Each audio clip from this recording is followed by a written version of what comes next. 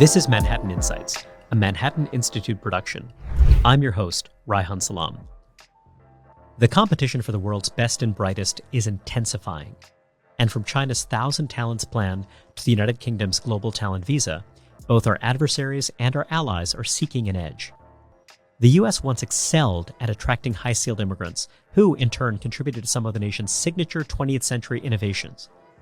But our modern immigration system leaves us at a disadvantage in the contest for 21st century talent, while managing to alienate both sides of the political divide. What would a better high-skilled immigration system entail?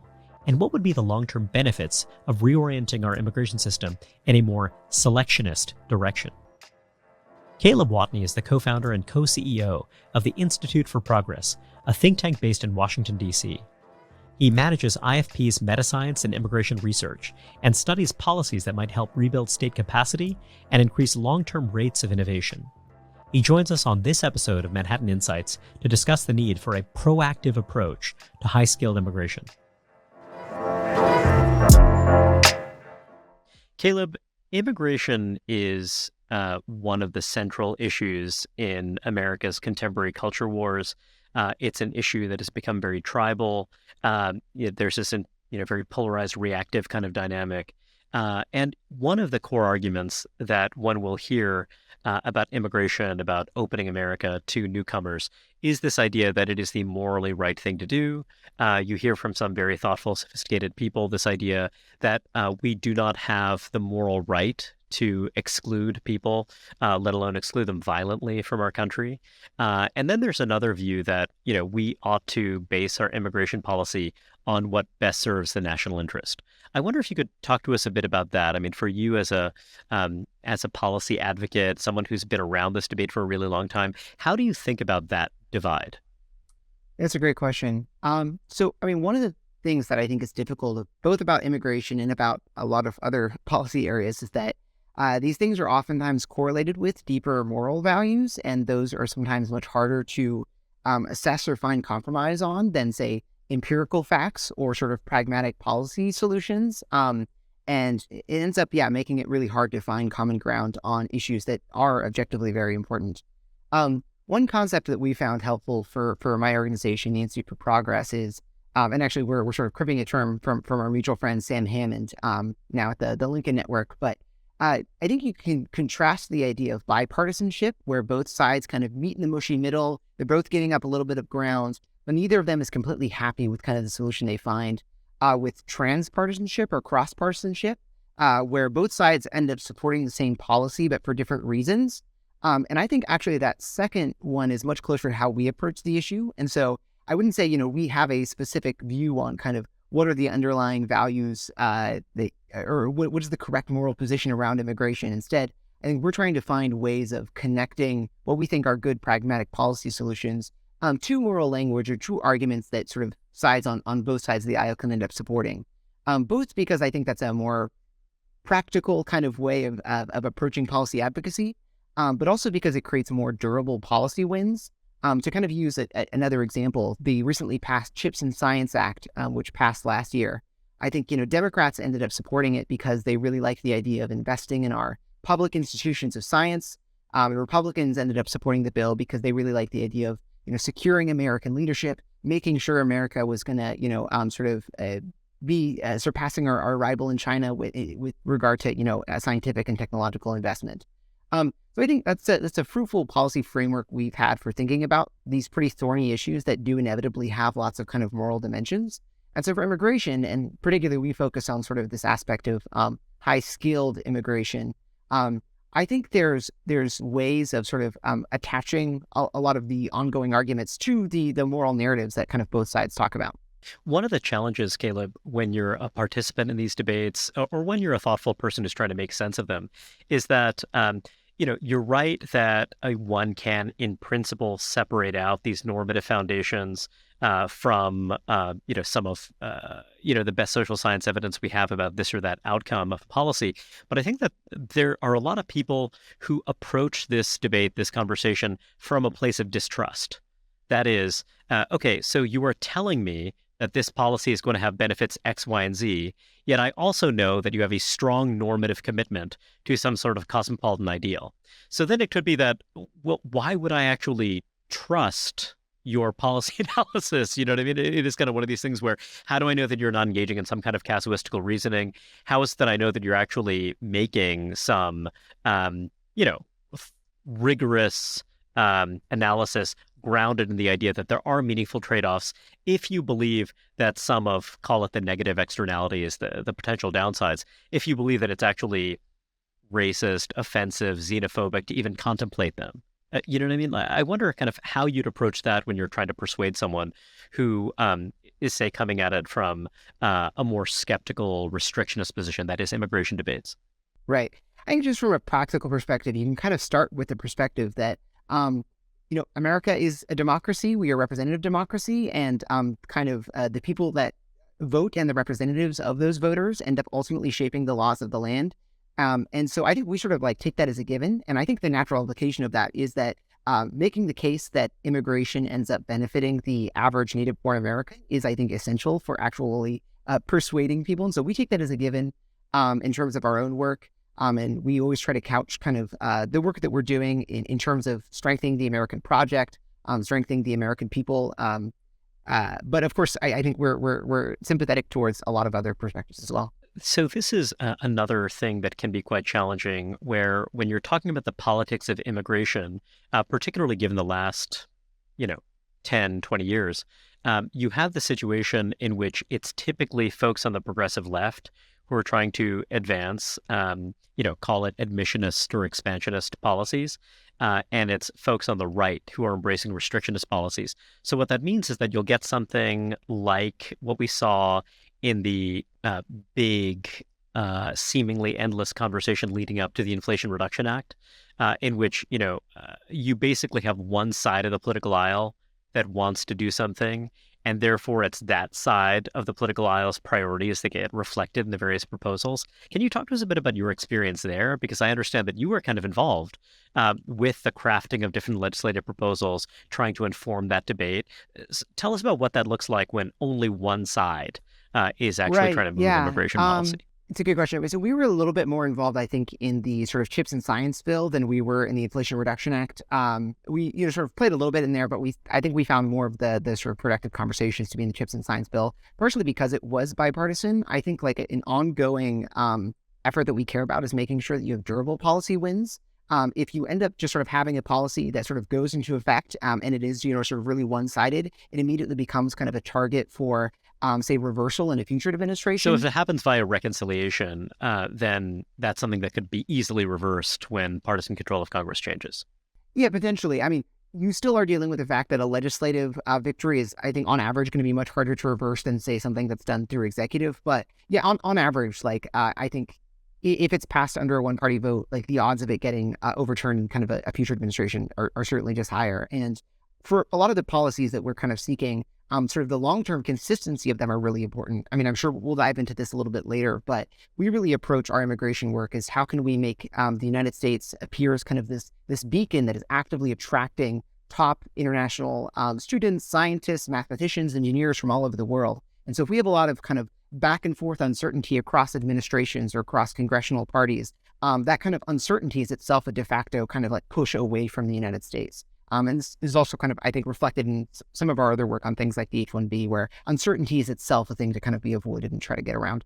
So one issue is that when you're looking at immigration advocacy, particularly, on the center left, the left, oftentimes it's really hard to separate out the skilled immigration component of it from other questions that matter to other members of the coalition. It's just natural log rolling. There's intra-coalitional bargaining. You have a lot of folks who, for example, care very, very deeply about amnesty for long resident unauthorized immigrants. Then you have other people for whom the emphasis on skilled immigration is almost borderline offensive because, the idea is that you're valuing some contributions more than others. You're saying that certain kinds of skilled professional occupations are more valuable than jobs that require more modest skills.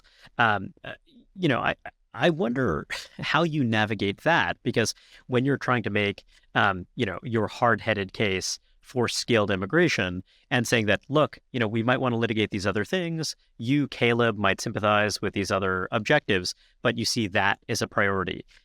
Tell me about whether you've had some difficulty in prioritizing in that way, or do you kind of feel like people are more or less coming your way on this?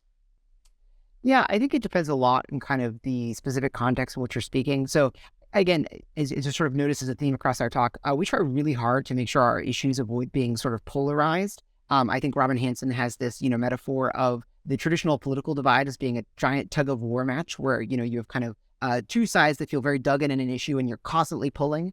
And I think we view our impact as a think tank. If we are just, adding on to one of those sides and just pulling in the same direction as everyone else, then our marginal contribution is in fact very low. So we're looking for issues where we can sort of pull the rope sideways, where there's not as much opposition on the other side. And so then our marginal contribution can end up being sort of much more impactful. And that objectively, there are lots of really important issues that, sort of have not yet been polarized. And so we do try pretty hard to kind of do that. And this also gets back to a little bit why the importance of things like cross-partisanship and finding ways to sort of connect your issues across the ideological valence. But certainly it is true that sometimes there are sort of like political opposition or kind of, hey, we need to make sure we're doing this all at the same time.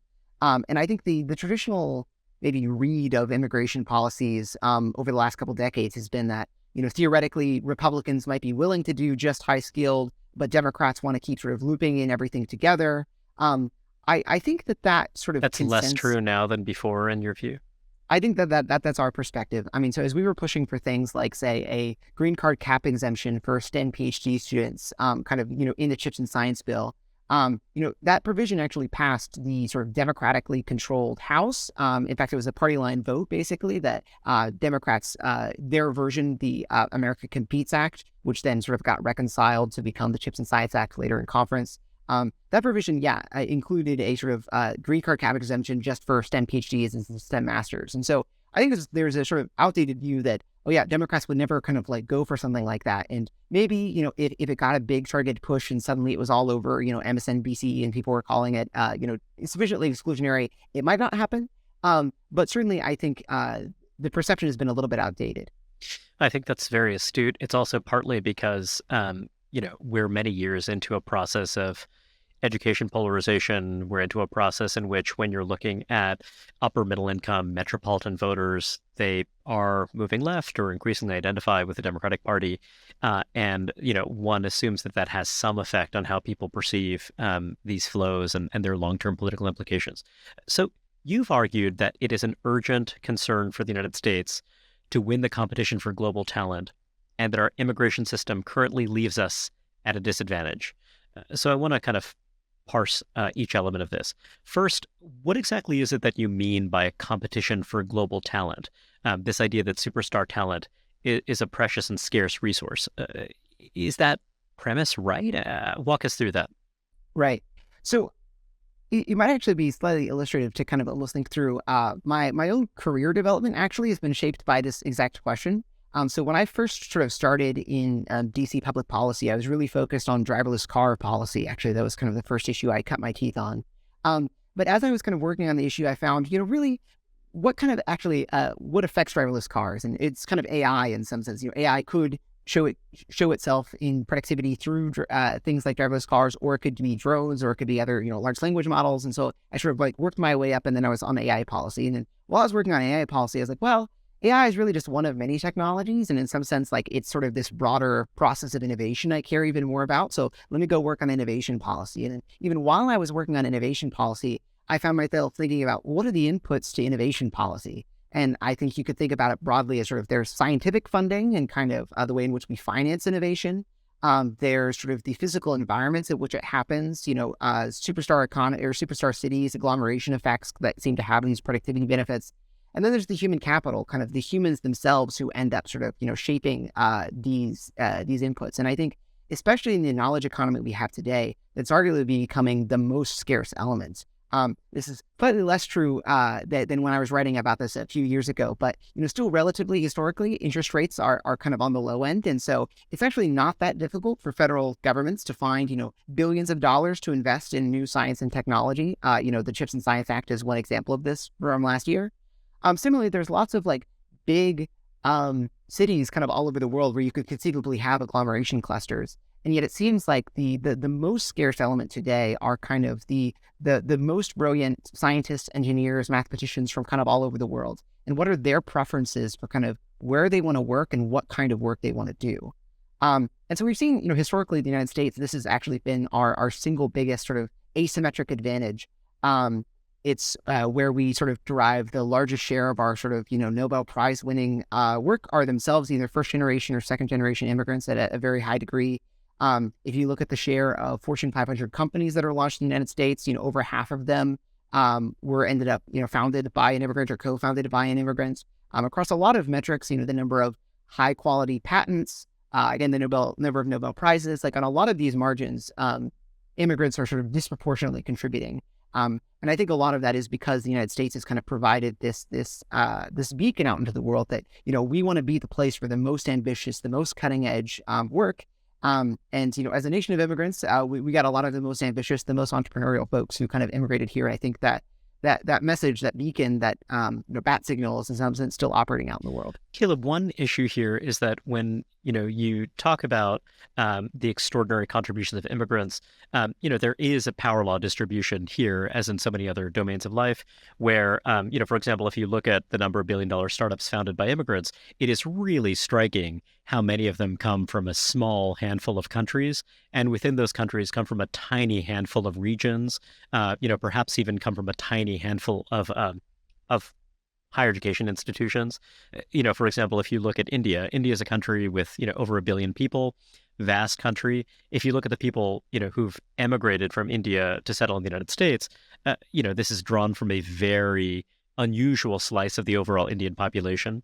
And it's a slice of the Indian population. Think about Tamil Brahmins, that is, actually have really low family size, represent a shrinking share of the overall Indian population. But it's kind of interesting because people talk about immigrants and immigration in the abstract, when oftentimes we're talking about, really tiny subgroups that have these massively disproportionate influences on kind of different domains. And I wonder, how do you think about that from a policy perspective? Because when you're trying to build political majorities, in a way, you want to have a filibuster-proof majority. You want to get a lot of interests in there, right? You kind of want to build an expansive coalition.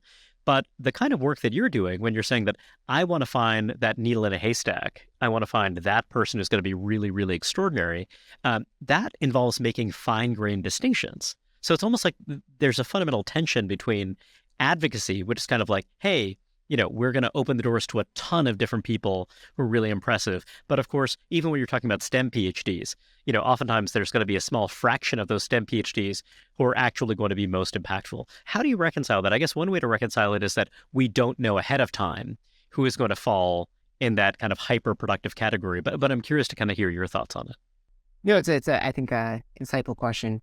I think there's a number of ways you could approach this. One is, I do think there's some amount of irresolvable uncertainty that, we cannot predict the future and we don't know ahead of time kind of where the most promising or talented people are, kind of what their backgrounds are. I mean, there's obviously lots of historical examples of people who, came from very poor families or had educational backgrounds that would in some sense not be immediately indicative of success, but have nonetheless, been able to kind of show over time their prestigious talents. And so, I certainly am not bullish about our ability to, uniquely predict and say, okay, here are the precise 1,000, most promising people. Let's let every single one of them in. So we are going to have, I think, a funnel or filter that is inherently broad. It is impossible to only capture superstars. And in some sense, obviously more superstars is always preferable to fewer superstars, but they're not the only, kinds of people that we should also be allowing into the United States as well.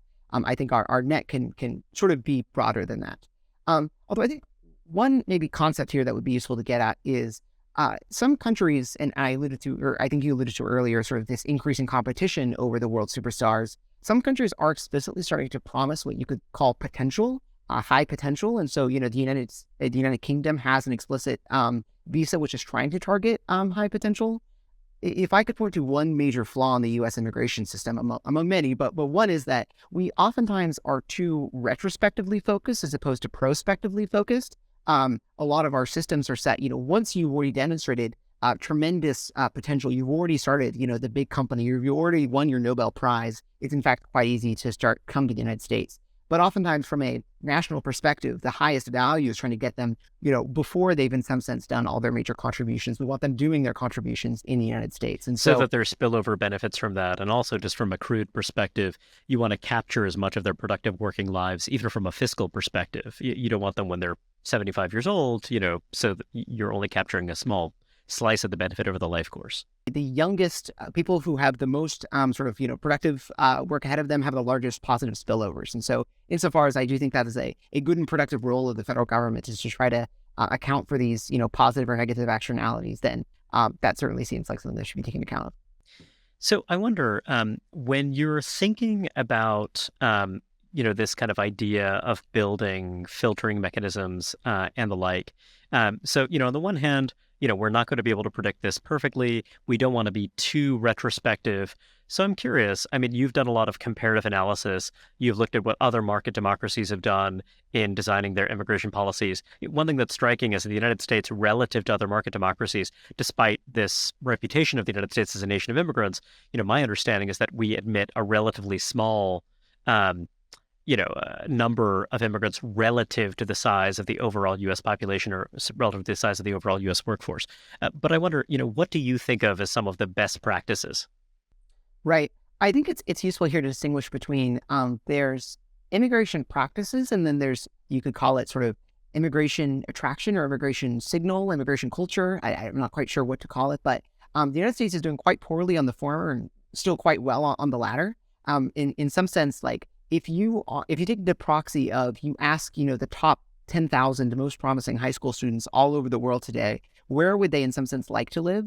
The ones that plan on immigrating, I think still the majority would say that the United States is in their top destination, although there's starting to be some survey evidence that might be changing. Canada is increasingly going up their rankings, but still the United States is, I think, by and large, the top destination for a lot of these folks.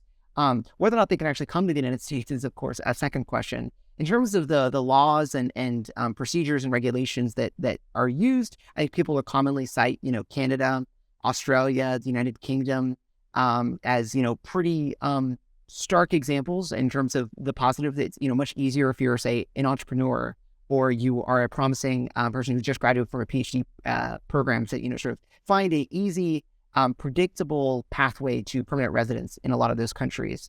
It's interesting. I think you alluded to this in your question, but oftentimes you will see, progressives cite Canada or the UK or Australia in terms of their share of the population that is foreign born. And then you'll see sort of, conservatives or the American right sort of cite oftentimes this points-based systems, this sort of, immigration models they would like to uphold. And so I think those two things actually go hand in hand, that if you have what are perceived as more politically sustainable sort of selection mechanisms where the sort of the benefits to the native-born population are most obvious, that can in fact enable higher levels of net political support for rates of immigration. And so I think this is one thing that we're trying to, I think, persuade our friends on the left of, is that, if you actually want to increase overall the sort of share of immigrants in the United States, having a more selective or a more explicitly merit-based sort of immigration selection system is in fact the way to get there, at least based on this historical and these international comparisons. So you have a number of market democracies, Canada, Australia, the UK has moved sharply in this direction,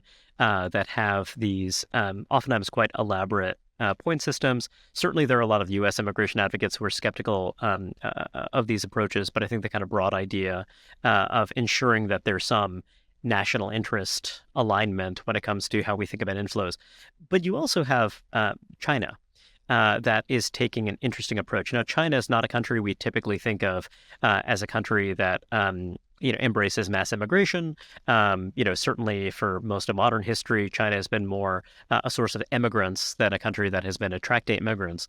Yet now, China has tried to leverage its large, prosperous, productive, quite talented global diaspora, and it's made an effort to recruit talented overseas Chinese folks of Chinese origin, including Chinese Americans, back to China. Can you tell us a little bit about China's approach, how we ought to think about it, its 1,000 talents plan? Just tell us a bit about how we should be thinking about it. Right. I think at the highest level, you could sort of, I don't know that this is how the United States is explicitly thinking about it, but this is how I would like the U.S. to be thinking about it, is we have a country of around 350 million people, and yet global population is now 8 billion.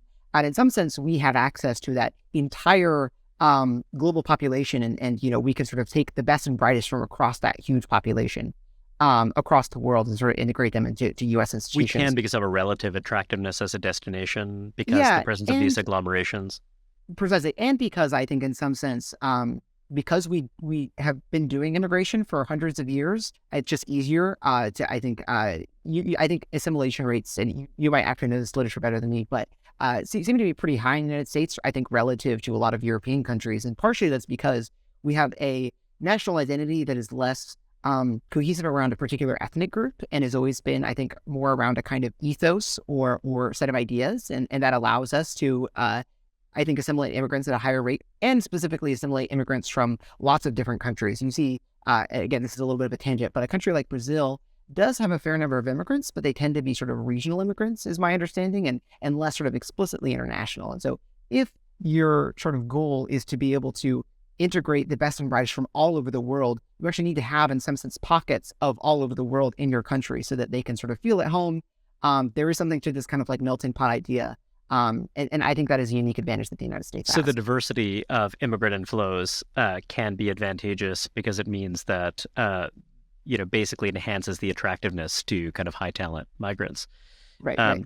So then to contrast with China, maybe to get to your other question, I think you could sort of conceptualizing them as having a much higher, obviously, domestic population. They're, around 1 billion people.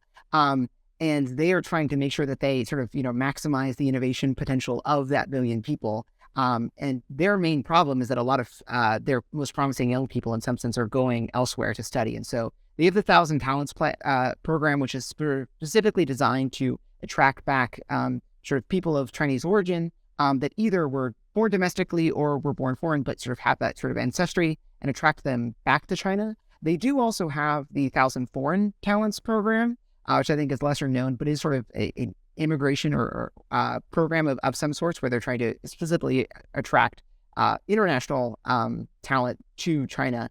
I think in general, they've had a harder time of this. I think their culture is much harder to assimilate to, precisely because in some sense they're the opposite of the United States. They do have such a monoculture in a lot of ways. So I wonder, specifically this question of Chinese origin talent has become a contentious one, particularly on the U.S. right. So, on the one hand, with your work on immigration and a range of other issues as well, you're advocating for the U.S. as a kind of R&D lab for the world, both because I gather you believe it would be good for the world, but also for the United States. And, leveraging this discourse of great power rivalry can be quite useful. So, kind of, Caleb, I don't want to attribute motivations to you, but I think that it's kind of fair to say that, you believe in technological progress and innovation for its own sake. It happens that this discourse of great power competition is making some people, more energized and to kind of have a greater appreciation for the urgency of ensuring that the United States is preserving its kind of strategic edge in these dimensions. Now, one challenge is that, when you focus on that dimension of rivalry, one thing that could also mean is that some people could say, well, wait a second. The United States is admitting a large number of Chinese foreign students. There are at least some cases, some instances of brain circulation, which in a lot of other instances we would think of as a good thing, right? Meaning people are trained here, they build their expertise here, they build relationships, they build social capital, then they return to their native country. Now, in the case of China, if we think of China as our kind of chief geopolitical rival, then the idea of people building their expertise, contributing while they're here, in many cases perhaps contributing a lot, but then kind of taking that knowledge, taking that intellectual property potentially, back to a country that we think of as hostile, you can see why that would engender some suspicion. And I will say more and more, I hear from a lot of people on the so-called new right, people who are already of a kind of restrictionist bent, but who are saying that, well, wait a second, I actually think that we should bar Chinese foreign students, or some version of that. Maybe they'll say, Chinese foreign students in these specific domains that are really high stakes. I wonder what you think about that. How do you balance the fact that geopolitical rivalry is in part a motivation, for liberalizing skilled immigration policy and doing other things that can kind of advance innovation domestically, while also addressing, this concern that we might be incubating people who will be feeding China's defense industrial base rather than America's. Right. Um, Maybe just to back up a second, because I think this will the motivation here actually will, I think, end up being important for the answer. But so to your point, there is some component of sort of great power competition that we think is sort of maybe instrumentally useful for sort of playing up the need to invest in innovation and technology domestically. But I think it is more than that. We have sort of like, I think, an earnest concern about the direction that China is going. They're a very authoritarian country. They're trying to explicitly, in some sense, make a very advanced technological state sort of compatible with authoritarianism, and then trying to export that internationally. You can see this in terms of the sort of a lot of the surveillance kind of systems that they're sort of explicitly selling to other countries, the way in which they're trying to explicitly partner with organizations or countries like Russia that they feel like are sort of aligned with them ideologically. So I think there are real concerns there. But the underlying reason to be concerned is because we think technology and scientific systems have a lot of path dependence. That it's not automatically guaranteed that we'll sort of end up in the efficient equilibrium, that there are ways in which our values can end up being sort of embedded in scientific and technological systems. So it matters which country achieves AI dominance, right, because that could have huge consequences for the human future. Exactly. So both that and that I think the natural analog of this is that there is a natural kind of element to the geography of where these systems develop matter, both for kind of cultural norms and also because people might work on systems in different ways in different kinds of contexts. To kind of go back to, post-World War II, there was Operation Paperclip, which the United States made a deliberate effort to attract and in some sense forcibly kidnap some of the top German scientists to sort of prevent them from falling into the Soviet Union's hands. Part of that was a sort of sense to say, hey, these are really smart, talented rocket engineers, and we think this will be important. We want to do it. Part of it was also a specific effort to say, we are concerned about what these scientists are going to do if they are in the Soviet Union, and we prefer to have them in the United States because we think our set of institutions, our set of laws, our set of cultural norms will end up shaping the direction that their technology goes in ways that we think will be more compatible potentially with liberal democracy and with human flourishing. And so, the scientists doing the exact same work in a different cultural context we thought would have been worse. So now shifting over to China, I think this is obviously a concern that we're hearing more, and as sort of talks of a quasi Cold War between the U.S. and China heat up, there are naturally, I think, more concerns about industrial espionage or even just natural sort of circulation of skill sets. I think there's a couple of responses here. One is that precisely this earlier point that there's a lot of path dependence in science technology, and that the geographical areas where innovation happens really matters. I think that means that even if you have Chinese grad students who are coming to the United States and doing work, the work that they're doing here is going to be different than the work they would potentially be doing in China or under Chinese scientific labs, and that distinction matters. And in some sense, we should be wanting to actively shape the direction of these young students' sort of research careers, and we can potentially be putting them on a better path, both for quantum computing or AI or genetic engineering or genetic editing through sort of a set of U.S. scientific institutions, and that distinction matters. Two, I think there's some interesting empirical work by our friends at CSAT that looks specifically at, say, AI PhD students. It actually finds a surprisingly high stay rate. Obviously, their data set is somewhat limited, but I think they're able to look at 5-10 years out and found that something like over 90% of them end up staying in the United States if they can find sort of work authorization to be able to stay in the United States. So I think for a lot of the most highly productive people, kind of once they establish themselves in the United States, especially once they build a family, their likelihood of staying is actually quite high. And I think another factor here is that as human capital increasingly becomes sort of the scarce element, and as the ratio of maybe tacit knowledge to, say, very explicit knowledge changes. So you can look at semiconductor engineering and manufacturing as kind of one example.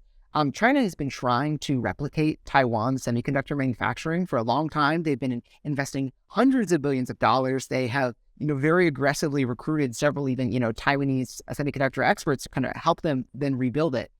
in China, and yet that doesn't seem to have been successful. We're trying the same thing now, sort of the Chips and Science Act, but it seems like there's something embedded in a community of practice that goes above and beyond even the expertise that any single person can have. That seems to really matter for your actual ability to act on these things. To use another example I've heard before, you could conceptualize, taking the blueprints for an F-42 and dropping them, on top of North Korea and asking what could North Korea really do with sort of the blueprints for an F-42? In fact, so much of the thing that makes it work, that makes it valuable, is embedded in a set of scientific institutions and communities of practice that are sort of very inherently geographically based and are very hard, in fact, to poach. So that's not to say that we shouldn't be worried about, espionage or intellectual property theft. In fact, we're very supportive of increased efforts to sort of, get serious on those. But I want to make sure we don't miss the forest for the trees, and that increasingly the value of science and technology is at this sort of almost quasi-social level in a way that goes beyond sort of the value that any particular individual brings. One example that comes to mind is the incredibly successful Soviet industrial espionage surrounding the kind of emerging semiconductor industry, and just this idea that though they were actually stealing cutting edge stuff, they weren't really able to do all that much with it. Though, of course, in the case of China, the kind of talent agglomerations there are kind of different in order of magnitude and arguably much more competitive. Though that point is very well taken. So what you're saying is that, rather than fret about this at the edges, we need to keep the big picture in mind, and that we would be better off trying to capture a larger share of, kind of China's kind of collective cognitive ability by just kind of making ourselves. I think Noah Smith has used the term an alt-Asia. Like, how do we actually become very welcoming for these folks? And I guess, one issue that's arisen is this sense of danger risk. So for an individual student, when your family back home is vulnerable, that can be a source of leverage for the Chinese regime. But I gather you would then say, hey, look, when you're talking about really exceptional high talent people, let's be more permissive when it comes to relocating that family network or something like that, so that actually we can kind of further bolster our talent agglomeration. Is that a fair characterization? I think that's right. Yeah. I mean, certainly that's not going to be a panacea or work in all cases, but I think it is certainly true that, there's lots of individual examples of people feeling pressured into things that they may not otherwise want to do because it feels like the CCP has sort of, leverage over them. And so this is certainly one way that we can reduce that leverage. But again, this is not to downplay sort of the importance of, investing in a much more sophisticated counterintelligence or espionage network. I mean, again, to kind of like look back at this Operation Paperclip sort of, example historically, it was the case that we ended up bringing over a lot of the top German scientists. But there were also actually like quite, sophisticated layers of monitoring to sort of see what kind of work they were doing, making sure this is sort of aligning with the national interest. Again, there might have been ways in which that actually went too far on a lot of dimensions. But I think it's certainly the case that this is both not the kind of thing that we should, cut off our nose to spite our face or, throw out the baby with the bathwater, but that also it is like a serious issue that we should be trying to invest in. So Caleb, I want to raise an argument that you might object to, and I just want to kind of probe this for a moment. So when you're looking at skilled immigration, the debate around skilled immigration, one classic argument is a very straightforward supply and demand argument, which is that as we admit more H-1B visa holders, or even more broadly, kind of permanent skilled immigrants, this is having some effect on the kind of native supply of talent. This is in some cases displacing skilled native-born workers. Maybe it's even discouraging some natives from going into certain domains because it's adding some wage pressure. The argument I want to raise with you is that, well, that may well be true, but perhaps that's actually a good thing for this reason. If you want the United States to be engaged in innovation-intensive activities, when those innovation-intensive activities are somewhat cheaper, that's not necessarily a bad thing. Now, I don't want to attribute that argument to you, but I wonder what you make of that argument, because it does seem like something where you don't necessarily have to concede that wages will be under pressure, because it could be that there are other complementarities that emerge, et cetera. But what I'm saying is a kind of a fortiori argument.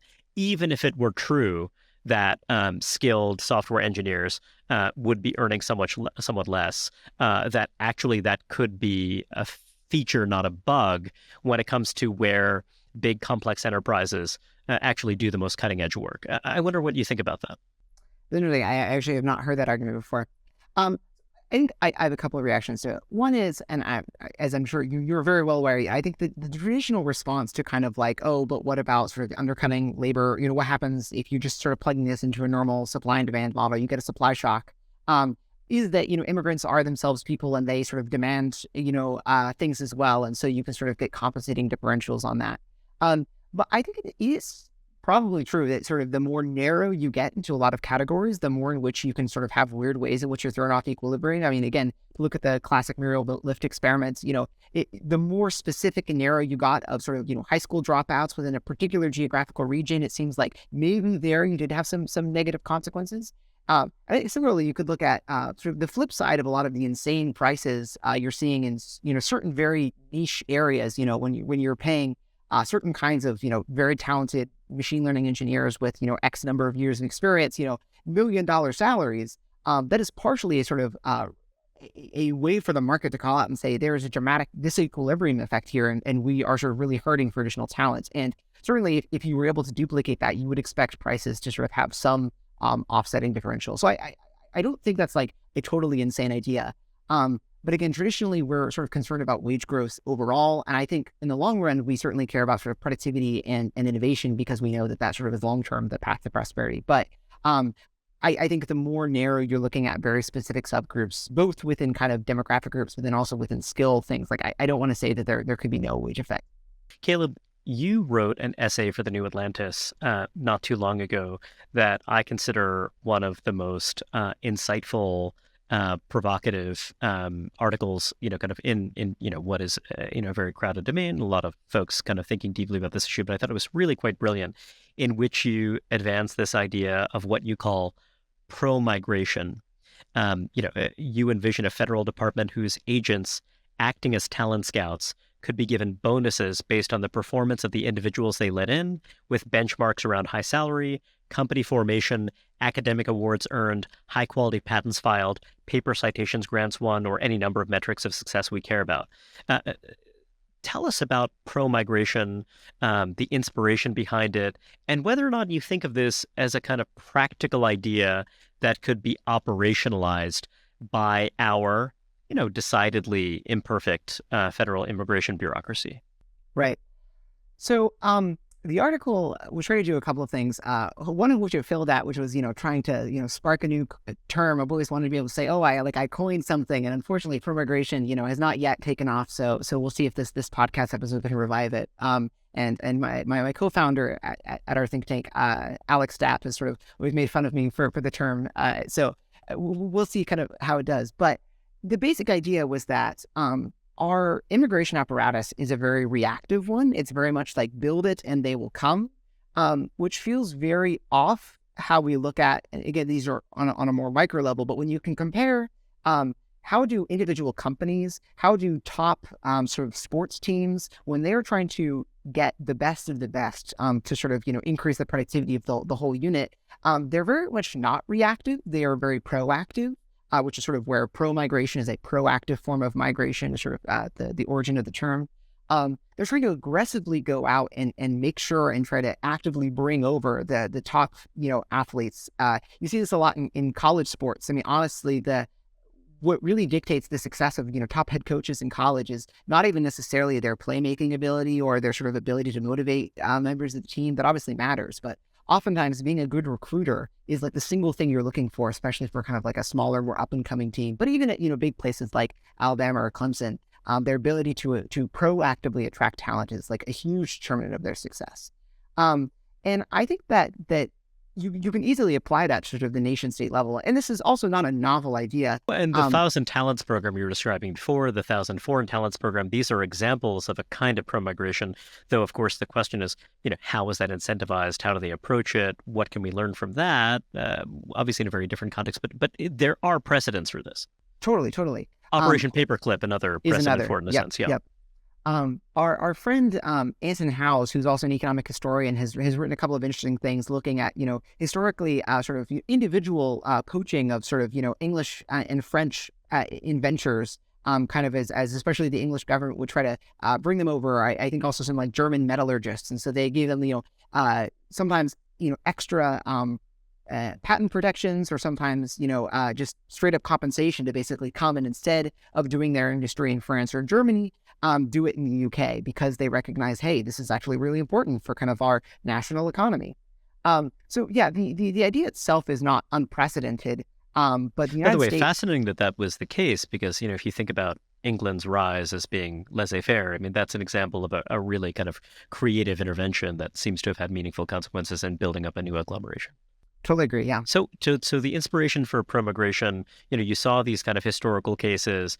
Now, I'm curious as to how you think about operationalizing this in practice. We do, in fact, have the O1 visa, which is designed for exceptional individuals.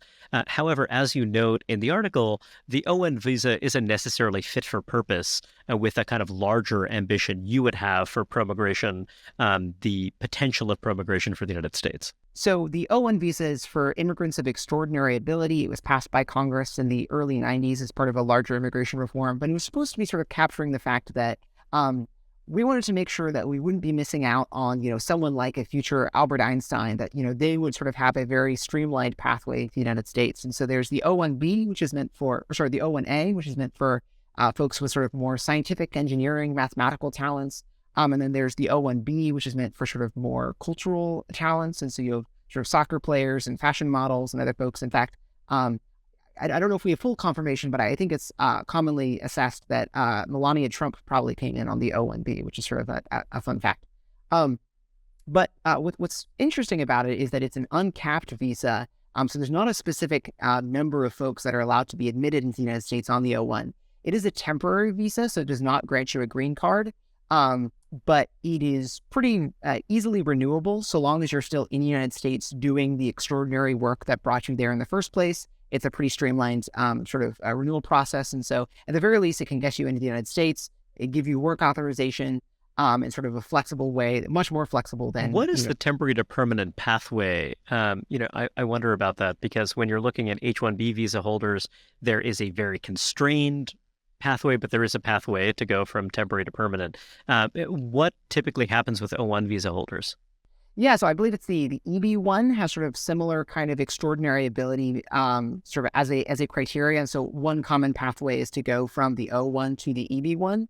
I think it's commonly assessed that the EB1, for whatever reason, even though the requirements are written pretty similarly, the adjudicators tend to be much more strict about the EB1. So oftentimes it is a higher bar, but it's a sort of similar set of criteria. And so I think that's the most common one. Beyond other things like, sort of family based, or if you get married or something. But I think that's the primary pathway. But you still end up in the sort of the green card cap issues that have sort of prevented other folks. But from the perspective, sort of the I think the economy as a whole, or sort of the national good, if a lot of the benefits come from sort of company formation or sort of, working productively, then O1 is at least sufficient for a lot of those things. And it is much more flexible than things like than the H-1B. So the H-1B, you are categorically tied to a specific employer in a way that is oftentimes, not the most productive allocation of sort of their talents, or it makes it very difficult to start a company. At least with the O1, it is possible to sort of start your own company, and in some sense like self-sponsor yourself on that. So the O1 provides a lot of flexibility that other visas do not. So one thing I find interesting about your larger intellectual framework, Caleb, is that it seems to reconcile cosmopolitan impulses and nationalistic impulses in this specific sense. If you're thinking about, Canada's relatively permissive policies on skilled immigration, you could say, hey, look, the University of Toronto, the kind of Rotman School of Management, as I understand it, they have this really impressive cluster of AI businesses. You certainly see other countries, Britain being one example, but many other countries, the Germans have done something similar, really trying to become more attractive to high-skilled immigrants. So, one could say, hey, look, those countries can build their own clusters. That's great. Maybe we're resistant to it for this or that reason, some cultural or political reason. But part of your argument, as I understand it, is that it's actually much, much more valuable for the world for these high talent individuals to be in the United States, because the United States has scale, because the clusters are typically bigger or could be bigger. Is that kind of, I mean, that's very crude, but is that kind of as simple as it gets? That, hey, it's great to have high talent people going to these other countries here and there, but they're just going to be able to achieve more here. So scale is certainly, I think, one key factor about it. These things all sort of end up, interacting in a sort of a complex, agglomeration benefit in some sense. The U.S. scale, I think, can sort of show its benefits in a couple of ways. So one is that, yeah, the size of the agglomeration effects or the size of the potential talent pool in which you're building agglomeration effects can be much larger. But it's also the case that the U.S. is a large market is itself a kind of benefit, that the companies you can build are just so much larger. You see a lot of sort of, European startups that end up moving to the United States when they're really starting to get serious about scaling because... Or getting acquired. Because the domestic market here is just so much larger. And because it's a very rich and very large market, it ends up having sort of a lot of sway in, say, global trade deals, in sort of, R&D trends in terms of where people decide to put their headquarters. And so those things kind of all matter.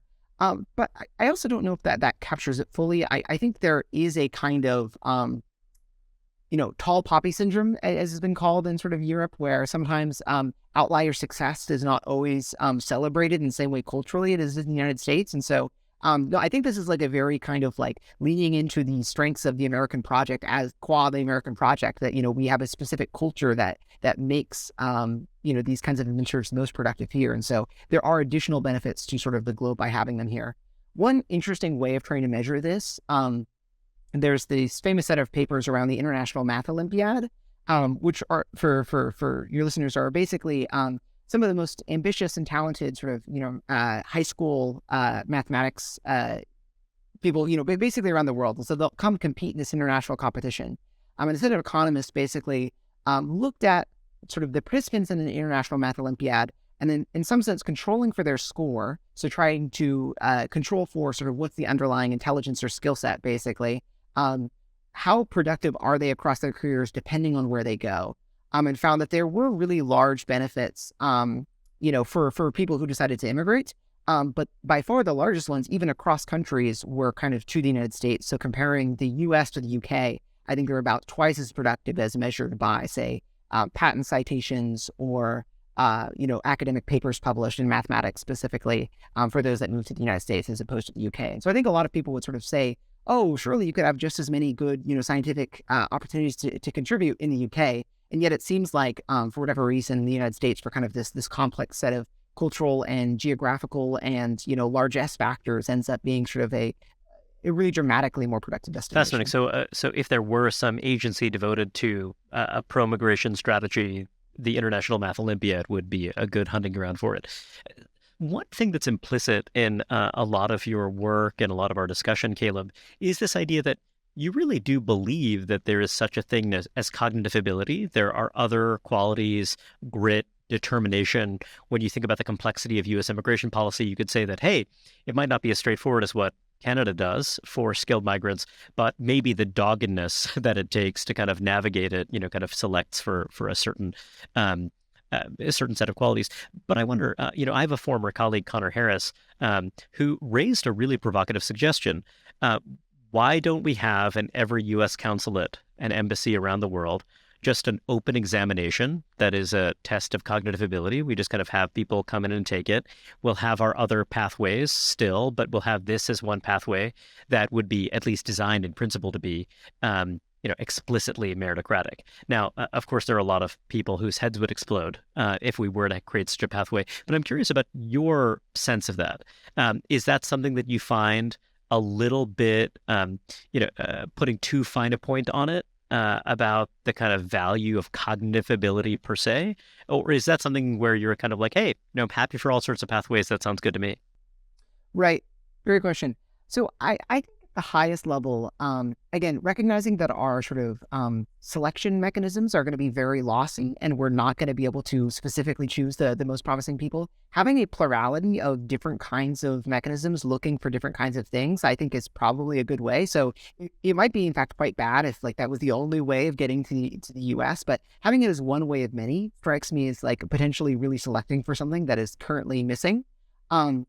I think, for various political reasons, that might be hard to swing just by itself, but you could imagine, trying to create a set of, widely recognized standardized tests or something. And I think there could be quite a lot of innovation in terms of developing better tests. I think we're still using a lot of, IQ tests from 40 years ago that are probably really, really out of date in terms of actually trying to select for things that matter.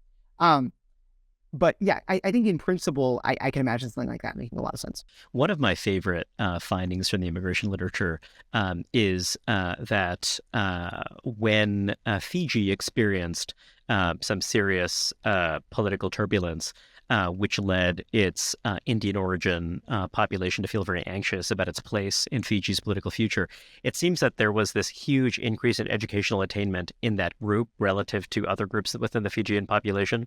And basically what happened is that people started focusing their efforts on gaining skills that would give them a leg up on the Australian and New Zealand points-based visa programs. And so one thing that did is, you saw more migrants, more Indo-Fijian migrants to Australia and New Zealand, but you also saw the advent of an IT offshoring industry in Fiji that hadn't existed before for people who stayed. So one argument is that when you're looking at these immigration regimes, when you create one that rewards certain kinds of effort, certain talents that can be cultivated, that you can actually have an effect on the source countries that could be quite beneficial as well. I wonder, you have advanced this framework that's a really interesting blend of kind of market-oriented thinking, but also interventionist thinking, to, kind of be a little crude about it. And you've written elsewhere, including for American Affairs, about strategic public investment in certain industries, this project of building a more entrepreneurial state. Now, you, I'm sure, are very familiar with critiques of industrial policy, the limitations of industrial policy in practice, but I wonder if you could tell us a little bit about, your thinking about strategic public investment. What are some of the pitfalls, and why it is you're a believer in that approach? Right. I think at the highest level, as someone who cares deeply about innovation and the rate of technological and scientific progress in the U.S., one sort of maybe intellectual trend I would trace in my own thinking over the last 10 years is sort of a increasing recognition of how widespread and pervasive market failures, externalities, under provided public goods kind of are all over the place. And so that has certainly, I think, led me towards a greater appreciation of kind of the completeness of markets that in some sense can be enabled by adequate public provision, adequate public investment. Something like Operation Warp Speed is a really nice example of the fact that there was this very obvious and pervasive kind of externality of kind of uncertainty that manufacturers were facing. They were unsure if they needed to make 1x, 10x, 100x, 1000x the number of vaccines that they would normally produce in a year. And kind of that uncertainty was really curtailing their ability to invest in vaccines at the beginning of the pandemic. And so the federal government was able to, step in very decisively and guarantee, huge amounts of volume, which then enabled them to invest in the kinds of manufacturing So capacity. It's not to say that private sector innovation couldn't do the job. It's that there was a thicket of regulations that were established for different reasons under different conditions. And so what you're saying is that the intervention here was kind of clearing the field in a thoughtful, sophisticated way, in a focused way. Separate from the regulation, I think even in a world where there was no regulation, there would still just be this massive uncertainty where Will the demand be there? Right. So, I mean, to use my co-founder Alec and I wrote this big paper about sort of mask production. And there we cited, several instances of Prestige and Meritocratic is sort of one of the largest domestic mask manufacturers. And during previous waves of, say, swine flu, they had really spun up their sort of like internal capacity because they expected this huge, increase in sort of volume from their facility. And yet, within a couple of months, swine flu turned out to be kind of a nothing burger, and they ended up having to lay off huge amounts of their staff. They almost went bankrupt. And that was, in some sense, like the socially optimal thing for them to do, because in the world in which swine flu was a huge issue, we all would have been very glad. And so they were in some sense capturing none of or they were capturing all of the downside for being in a world in which it so happened that swine flu wasn't an issue. So I think this kind of demand uncertainty is separate from just, say, the thicket of regulations. And it is a real like market failure externality that was appropriate for the public sector to kind of intervene in. So I say that to just say that I think these things are pervasive and are all over the place. And so at least a theoretically, astute and wise federal government can find lots of opportunities for kind of investment to kind of address these externalities. Now, I have also critiqued the term industrial policy in the past. And in some sense, I critique the term because I think it is a concept is a bit incoherent. It is so broad, at least is commonly used. And so many people are trying to get their specific pet projects kind of under the rug of industrial policy that I've just found it to be sort of an unhelpful framework for thinking about public investment. I think recognizing that there are lots of externalities or market failures or public goods that can be provided, having a conversation or debate specifically linked to one of those, so saying, I can recognize or I can specifically analyze market failure X or externality Y, and I want to design a program that specifically addresses that. You can have sort of a widespread assumption that those are everywhere. And in fact, the role for productive engagement is quite high. But by having it specifically focus on one of those, I think it is both helpful for clarity of thought. It also kind of prevents this everything bagel liberalism that Ezra Klein has written about recently, where sort of in the course of having so many goals that you're trying to address at the same time, you end up actually addressing none of them. And so I think it is both kind of useful for both personal clarity, but also public policy clarity of the fact that we can it's very difficult to do more than one thing at a time in terms of public investment. So that puts me in a somewhat interesting camp where I am supportive of very sort of widespread public investment, but I want us to be very dogmatic and rigorous about how we're actually analyzing it. Yeah, this is the tricky thing because, I think this argument about everything bagel liberalism is compelling. James Q. Wilson made a closely related argument about how bureaucracies, they necessarily get larded up with many conflicting goals, which make it very hard for them to pursue any specific goal efficiently. So, your vision, what I'm gleaning from this conversation is that you want to see, public agencies that are created with clear, focused missions that have a culture of discipline and thoughtfulness about aggressively pursuing a well-defined mission. The challenge, as I'm sure you appreciate, is that when you think about Congress and the way that Congress works, the way that log rolling works, you could come up with a brilliant scheme for place-based policy on a napkin, but then in order to create a filibuster-proof majority, when you think about procurement, when it comes to manned spaceflight, there's a reason why, you have, the kind of domestic, space manufacturing base that's very distributed in certain specific ways across the map of congressional jurisdictions. So, I wonder how you think about that. Just how do you kind of overcome that political problem? One way to overcome it is the exigencies of conflict.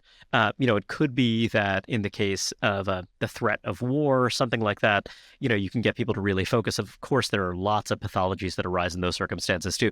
But I'm curious, what is it that allows for these ARPAs to emerge and to really work and to be allowed to be really disciplined about pursuing their mission?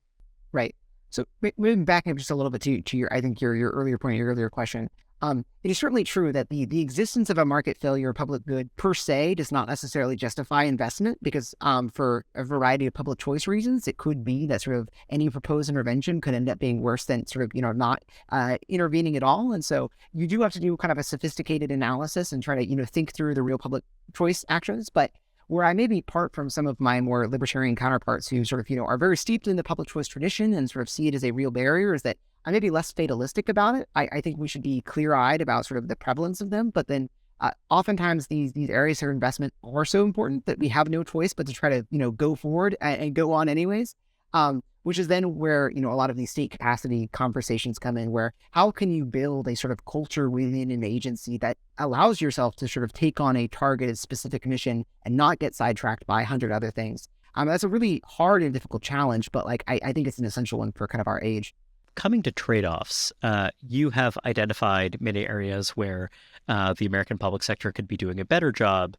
But I wonder, if you buy this argument, Eli Lehrer wrote an article some years ago for National Affairs in which he was positing that what conservatives ought to champion is a public good state. That is, when you think about the welfare state as conventionally understood, a lot of it is organized around services, service provision. A lot of it's organized around consumption for people who are kind of living today. But that, what you see neglected are public goods, policies that could help people overcome collective action problems, policies that could actually help the private sector, really flourish in ways that are kind of complementary to good government.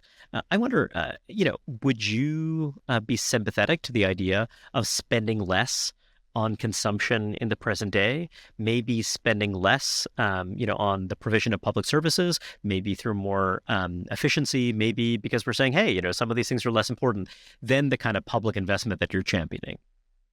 Yeah, I think on the whole, I'm certainly more excited about sort of these directly addressing of market failures, trying to proactively provide public goods. I think the public good state is a pretty good term and coin of art.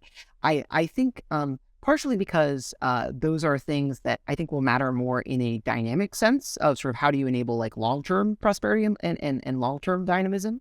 Where I might disagree with Eli on is sometimes I think there's this analysis of what are ways in which social welfare spending can actually be enabling towards innovation. And so, our friend Sam Hammond has written eloquently about sort of the free market welfare state as kind of one model for this, where you try to create enough of a social net where basically people feel enabled to take risks and start businesses in ways that are sort of socially productive, and that there is kind of this large uncertainty, again, is a sort of a topic that I think has come across our conversation, but uncertainty can really prevent people from taking on the most, say, socially beneficial choice. And so I think there's certainly a strong role for sort of social insurance provision as this kind of, long-term dynamist creating thing. But that's not to say that all existing programs as they exist currently are in fact that state. And so I think you could have a sort of a more robust conversation about what would a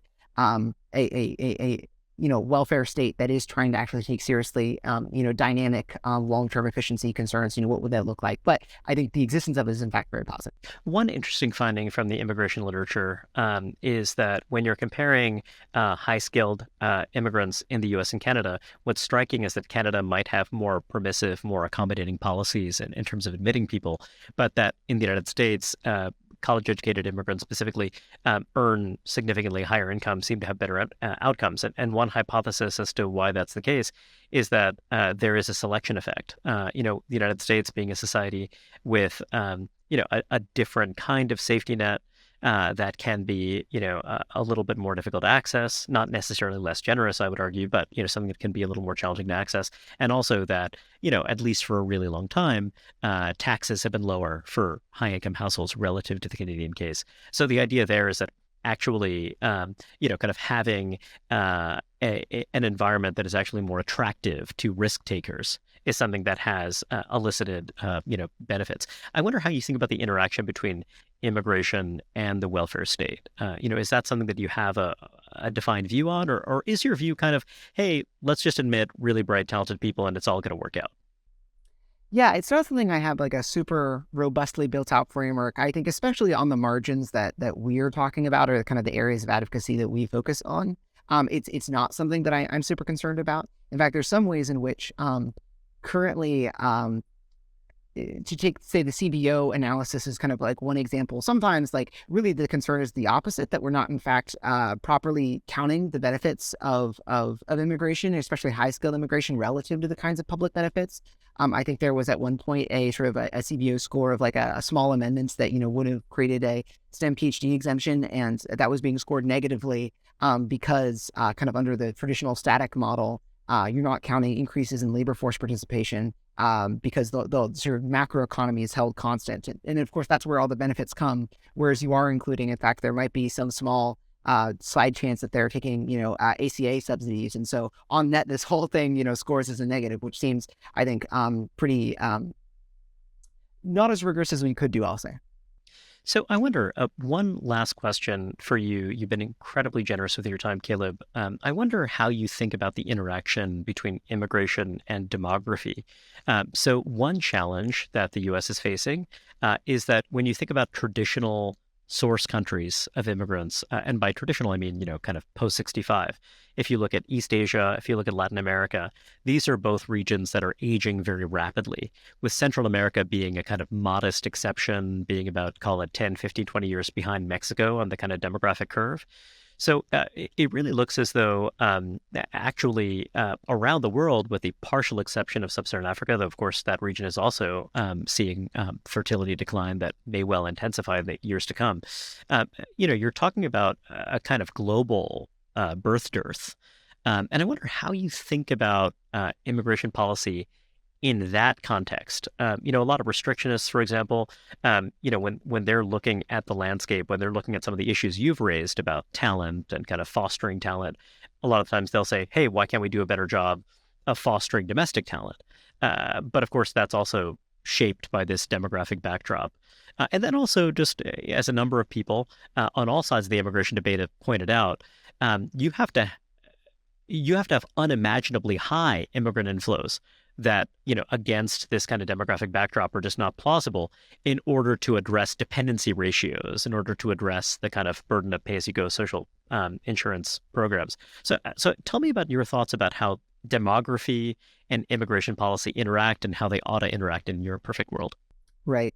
I think there are sort of short-term and medium-term ways in which they interact that I think are pretty interesting. I think long-term, they might actually be somewhat separate, that this does seem to be like a global phenomenon kind of across all cultures, even the Amish that have kind of been commonly thought of as being, sort of the very still having very high fertility rates, even they're starting to decline. And so I think this is like a macro challenge that we'll have to deal with. And certainly immigration is not a long-term solution to declining birth rates. That is going to be something that, that we'll have to find other sort of macro global kind of solutions for.